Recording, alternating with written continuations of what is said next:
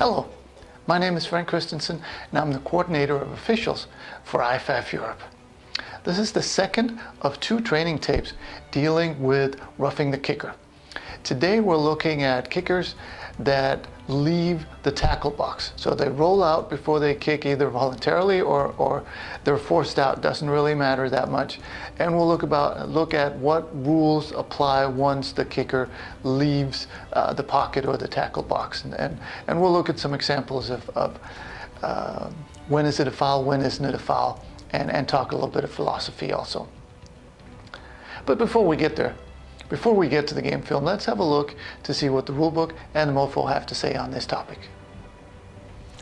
In the rulebook, we start in definitions 227.3, kicker and holder. A, the kicker is any player who punts, drop kicks, or place kicks according to rule. He remains the kicker until he has had a reasonable time to regain his balance. B, a holder is a player who controls the ball on the ground or on the kicking team. During a scrimmage kick play, he remains the holder until no player is in position to make the kick, or, if the ball is kicked, until the kicker has had a reasonable time to regain his balance. In Rule 9.1.16, dealing with roughing the kicker. When it is obvious that a scrimmage kick will be made, no opponent shall run into or rough the kicker or the holder of a place kick. 1. Roughing is a live ball foul that endangers the kicker or holder. 2.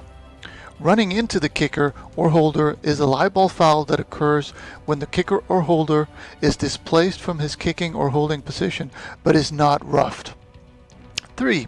Incidental contact with the kicker or holder is not a foul. 4. The kicker's protection under this rule ends A, when he has had reasonable time to regain his balance, or B, when he carries the ball outside the tackle box before kicking. 5. When a defensive player's contact against the kicker or holder is caused by an opponent's block, and that can be legal or illegal, there is no foul for running into or roughing. 6. A player who makes contact with the kicker or holder after touching the kick is not charged with running into or roughing the kicker. 7. When a player other than one who blocks a scrimmage kick runs into or roughs the kicker or holder, it is a foul. And 8. When in question whether the foul is running into or roughing, the foul is roughing. In the MOFO, we go to 3-3 contact fouls.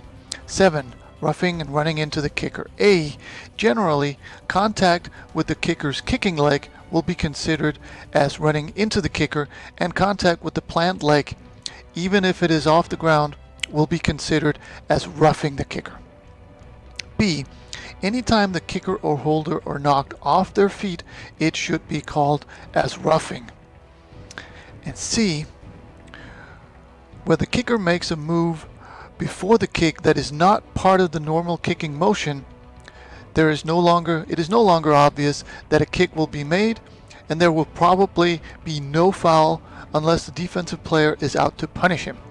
Note that rugby-style kickers, those who kick on the run, are entitled to as much protection as conventional kickers after they have kicked the ball. But any contact with the kicker before the kick is simply tackling a ball carrier. D.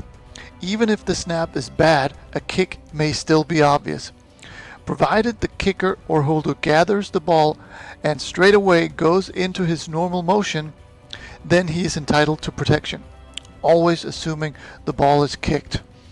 And finally, when in doubt principles, number 37 says the foul is roughing rather than running into the kicker. So that was the theory, that was the book. Now let's go have a look at some real live examples in the game film.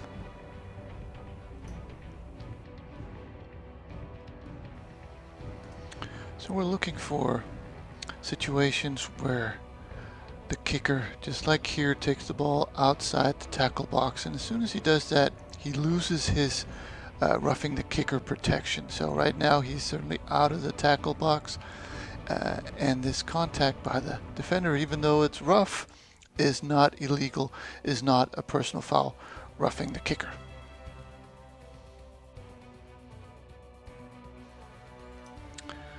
In this play, as you'll see, the snap is okay, it doesn't go over the head of the kicker.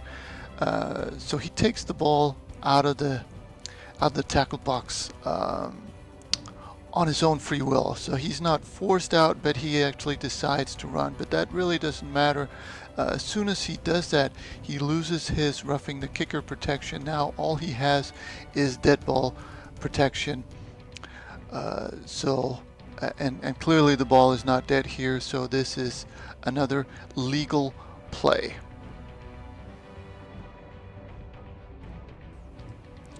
Here's another example of a punter, a potential punter, who decides on his own to run outside the tackle box. And even though you could argue that it looks like he's going to kick here, really doesn't matter. He's outside the tackle box, and now he doesn't get his protection anymore. So this is a legal play because the hit in itself is legal, and there's no roughing the kicker here.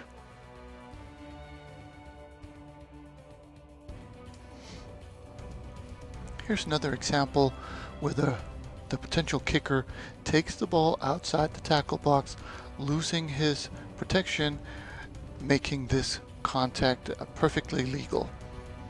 Even in the tackle box, I'm not sure. This certainly wouldn't have been roughing the kicker, and outside the tackle box, it's absolutely nothing.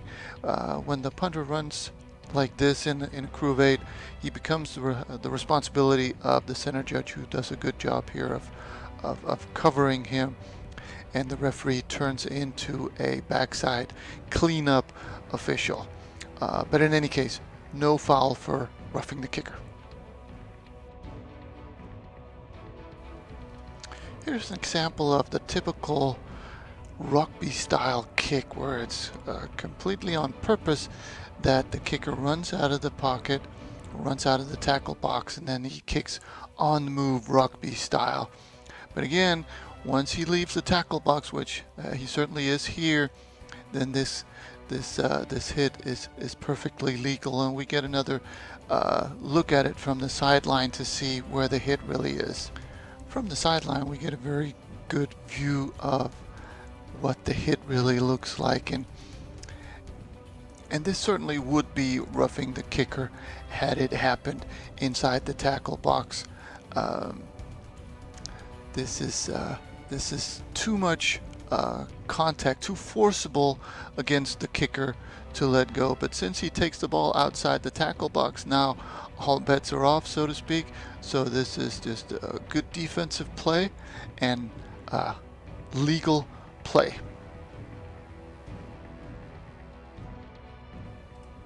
Here's the last example of a legal hit on the kicker, and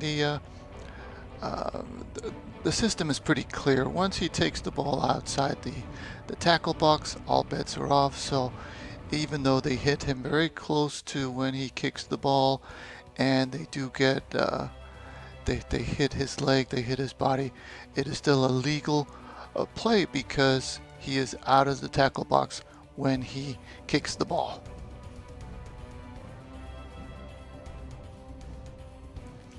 On this final play, we're also obviously looking at the kicker, and he's again going to take the ball outside of the tackle box, but then the return starts, and then he gets hit. So we do have a foul against the kicker here. It is not roughing the kicker because obviously it happens during the return. So this is not a roughing the kicker, but it is a personal foul, either an unnecessary roughness, or it could also be a blindside block. The enforcement would be the same.